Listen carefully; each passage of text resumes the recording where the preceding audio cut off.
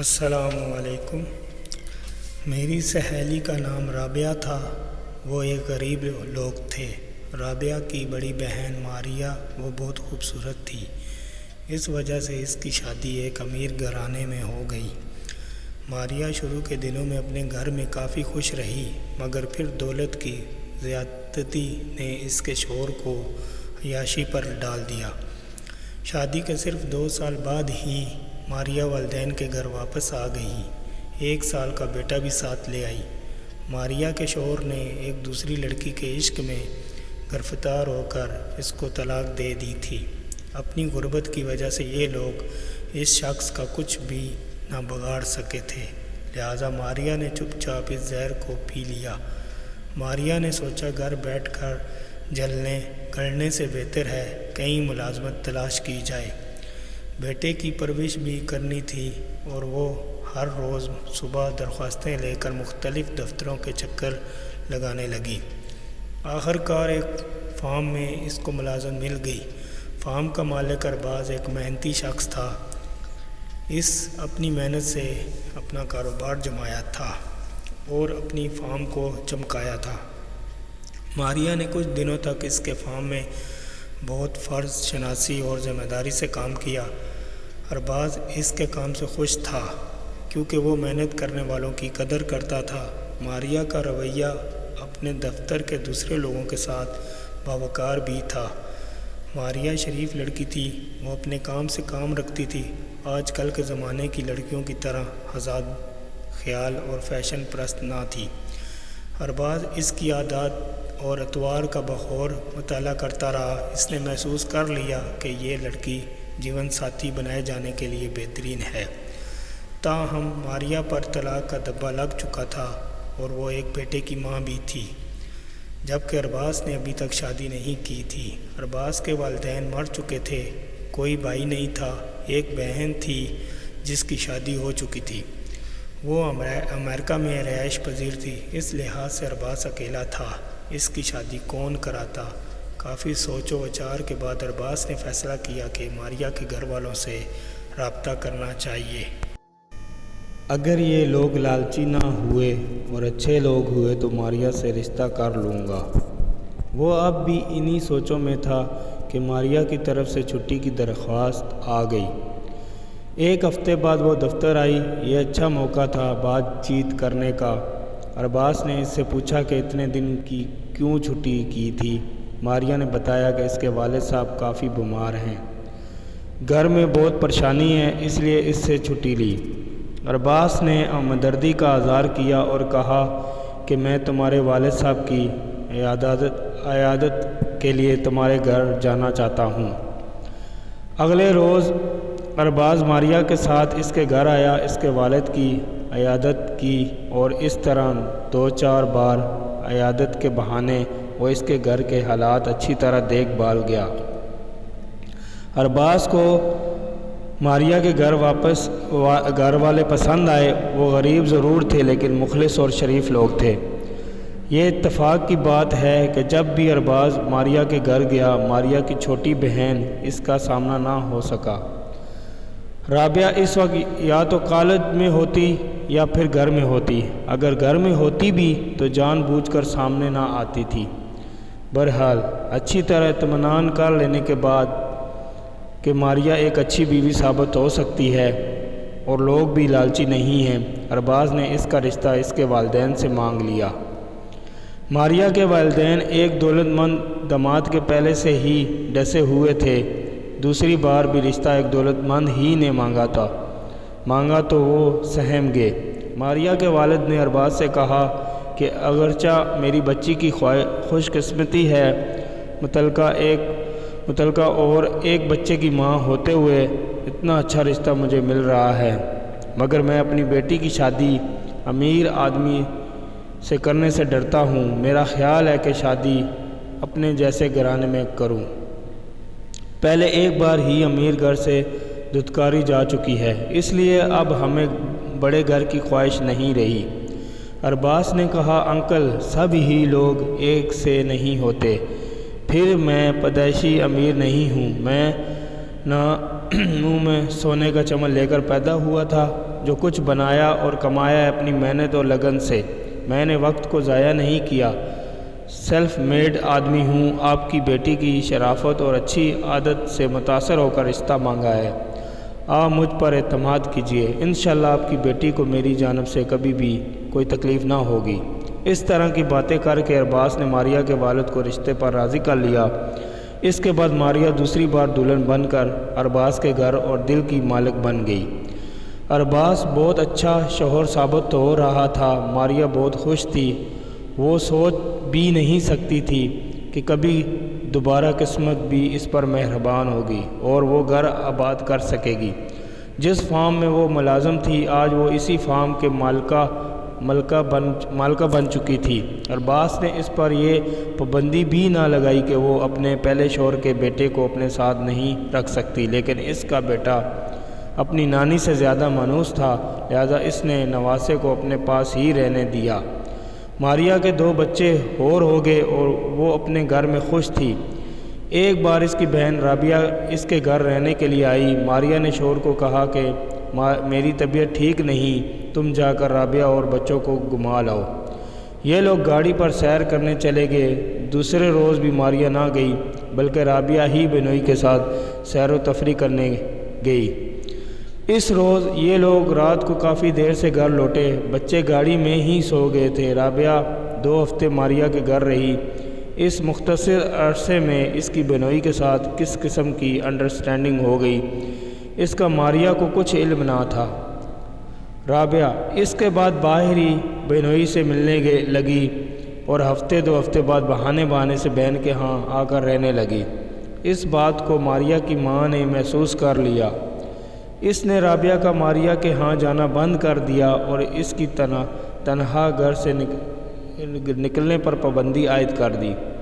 ارباز نے بیوی کو کہا کہ تمہاری ماں نے تمہاری بہن کو میرے گھر آنے سے منع کر دیا ہے، انہوں نے میری توہین کی ہے۔ اب یا تو تم گھر جا کر ماں کو سمجھاؤ کہ اس طرح میری توہین نہ کریں، ورنہ تم خود برے حالات کا سامنا کرنے کے لیے تیار ہو جاؤ۔ ماریہ شوہر کے تیور دیکھ کر ڈر گئی۔ ماں کے گھر آئی اور ان کو سمجھایا کہ تم رابعہ پر پابندی نہ لگاؤ، اس سے ارباز اپنی توہین محسوس کرتے ہیں کہ تم ان پر بالوجہ شک کر رہی ہو۔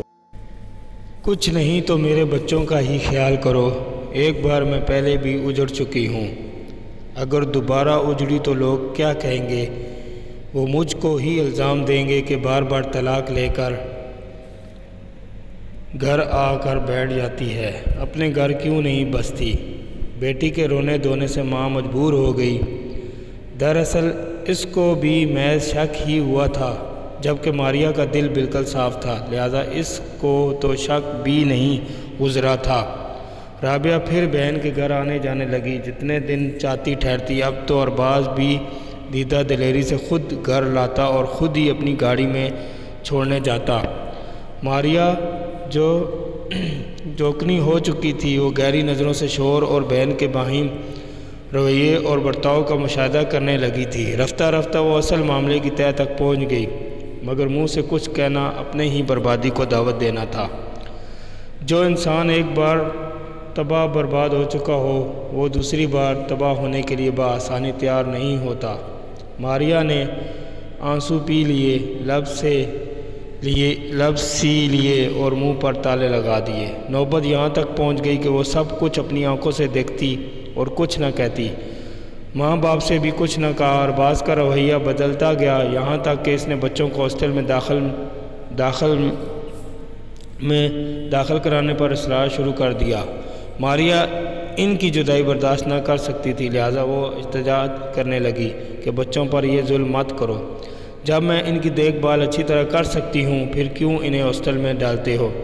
مگر ارباز کو تو اپنی دولت کا گھمنڈ تھا۔ اس نے بچوں کو مری کے ایک اعلیٰ ہاسٹل میں داخل کرا دیا اور بیوی سے یہی کہا کہ میں یہ سب ان کی اچھی تربیت کے لیے کر رہا ہوں۔ بچوں کے جاتے ہی ماریہ کے دل اور گھر دونوں ویران ہو گئے، لیکن ارباز خود کو زیادہ آزاد اور ہلکا محسوس کرنے لگا۔ اس پر بچوں کی بھی ذمہ داریاں نہ رہی تھی، جبکہ ماریہ کی زندگی کا کوئی مصروف باقی نہ رہا تھا۔ اب وہ گھر میں تنہا گڑنے لگی۔ بچوں کے کاموں میں وہ خود کو بھولی ہوئی تھی۔ بچے دور جا چکے تھے، اس سے وقت کاٹے نہیں کٹتا تھا۔ ادھر اپنے شوہر اور سکی بہن کے دیے ہوئے کھاؤ بڑھنے لگے۔ ارباز بیوی کے بہانے سے توہین کرتا اور بری طرح اس کو نظر انداز کر رہا تھا۔ وہ ہر صورت میں رابعہ سے شادی کرنا چاہتا تھا، مگر اس کی بیوی اس راہ میں حائل تھی۔ وہ اس کے ہوتے ہوئے کسی طور رابعہ سے شادی نہیں کر سکتا تھا۔ رابعہ گھر سے ٹائپنگ سیکھنے کے بہانے سے نکلتی تھی۔ ایک دن وہ ٹائپنگ سیکھنے گئی تھی کہ پھر نہ لوٹے۔ وہ ارباز کے پروگرام کے مطابق ریلوے اسٹیشن چلی گئی، جہاں ارباز کی فرم کا مینیجر موجود تھا، جس کے ساتھ اس نے لاہور جانا تھا۔ اس کے کچھ دنوں بعد ارباز نے بھی لاہور آ جانا تھا۔ مینیجر رابعہ کو لے کر لاہور کے بجائے ملتان کے ایک گاؤں چلا گیا۔ وہاں جا کر مجبور کیا کہ تم میرے گاؤں کے ایک دوست سے نکاح کر لو، ورنہ میں تمہیں پولیس کے حوالے کر دوں گا، کیونکہ تمہاری شادی ارباز سے نہیں ہو سکتی جب تک کہ تمہاری بہن کو طلاق نہیں ہو جائے۔ یہ مینیجر ماریا کو اس وقت سے جانتا تھا جب وہ فارم میں کام کرتی تھی۔ وہ اتنی اچھی لڑکی تھی کہ فارم کے ہر فرد کے دل میں اس کی عزت اور احترام تھا۔ جبکہ ارباز اور رابعہ کا تعلق مینیجر کو بعد میں معلوم ہوا تھا، اب وہ رابعہ کو پابند کر کے اس کو مجبور کر دینا چاہتا تھا کہ وہ بہن کی زندگی سے نکل جائے۔ رابعہ خوبصورت تھی۔ اسے اپنے گاؤں کے ایک دوست کو رابعہ کی جھلک دکھا کر شادی پر آمادہ کر لیا تھا۔ رابعہ اب بری طرح سے پھنس چکی تھی۔ وہ واپس نہیں جا سکتی تھی اور گاؤں کی زندگی قبول بھی نہیں کر سکتی تھی۔ ادھر پولیس کا بھی ڈر تھا۔ ارباز سے رابطہ کرنے پر مجبور تھی کہ یوں کہ وہ گاؤں کے کچھ لوگوں کی قید میں تھی۔ اس طرح ماریا بندے مینیجر نے اس کی شادی اپنے ایک دوست سے کروا دی۔ شادی کا ایک ہفتہ اس شخص کے ساتھ گزارنے کے بعد رابعہ نے بھی احتیاط ڈال دیے اور اپنے شوہر کے ساتھ کہا کہ تم میرے والدین کو اطلاع کر دو۔ اگر انہوں نے مجھ کو قبول کر لیا تو ٹھیک، اگر قبول نہ کیا تو پھر میں بے شک تمہارے ساتھ یہی ساری زندگی گاؤں میں گزار دوں گی۔ مینیجر نے حالات رابعہ کے والد کو لکھ دیے اور یہ ہدایت بھی کر دی کہ فی الحال آپ رابعہ کو لکھیں کہ آپ اس کو قبول نہ کریں گے جب تک اس کی آس ٹوٹ نہ جائے گی۔ وہ واپس لوٹنے کا خیال کرتی رہے گی۔ کراچی پہنچ کر پھر سے اپنی بہن کی زندگی میں زہر گھول دے گی۔ اپنی شادی شدہ بڑی بیٹی اور اس کے بچوں کا مستقبل بچانے کے لیے آپ کو کچھ عرصہ اپنے دل پر پتھر رکھنا ہوگا۔ رابعہ کے والد پہلے ہی اس بیٹی سے بد دل تھے۔ انہوں نے مینیجر کی ہدایت پر عمل کیا اور لکھ دیا کہ تم نے گھر سے بھاگ کر شادی کر لی ہے، لہٰذا اب تمہارے لیے ہمارے گھر کے دروازے بند ہو چکے ہیں، ہرگز لوٹ کر مت آنا، ورنہ ہم تمہیں قتل کرا دیں گے۔ رابعہ ڈر گئی۔ وہ مایوس ہو گئی۔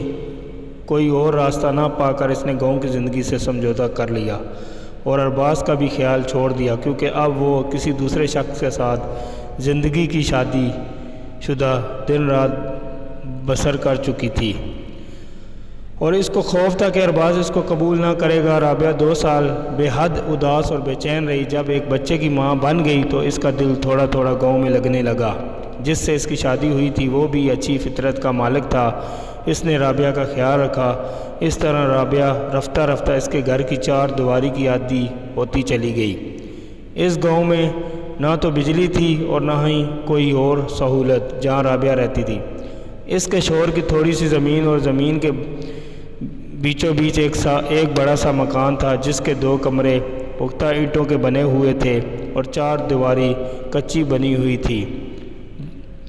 گھر میں ہاتھ سے چلانے والا نلکا لگا ہوا تھا۔ پہلے رابعہ اس زندگی سے سمجھوتا کرتی ہی نہ تھی، مگر اب وہ اس گھر اور ارد گرد کے ماحول کو بھی صاف ستھرا رکھتی تھی، اور گھر کے اندر اس نے باغ اور پھل لگائے تھے، جس کی دیکھ بھال کر کے وہ اپنے ویران دل کو خوش کرتی تھی۔ ادھر ارباز رابعہ کا انتظار کرتے کرتے ہار بیٹھا اور پھر وہ دوبارہ اپنی بیوی کی طرف متوجہ ہو گیا۔ اور اپنی بیوی کو خوش رکھنے لگا اور اپنے بچوں کو بھی واپس گھر لے آیا۔ وہ سمجھتا تھا کہ رابعہ بے وفا نکلی، وہ کسی اور کے ساتھ بھاگ گئی ہے۔ وہ اب اس سے نفرت کرنے لگا تھا، لیکن ماریہ سے بھی اتنی محبت نہیں کرتا تھا جتنی وہ پہلے کیا کرتا تھا۔ لیکن ماریہ نے بھی بچوں کے ساتھ زندگی سے سمجھوتا کر لیا تھا۔ وہ اپنی بہن کو معاف نہیں کرنا چاہتی، کیونکہ اس کی بہن نے اس کے گھر کی خوشیاں اور اس کے شوہر کو دور کیا تھا۔ لیکن اس کو اپنی بہن پر ترس بھی آتا تھا، کہاں تو وہ شہر میں رہتی تھی اور کہاں اب دیہاتی زندگی بسر کرنے پر مجبور تھی۔ اگر وہ اپنی بہن کے رشتے کا لحاظ کرتی تو شاید قدرت اس کو یہ سزا نہ دیتی۔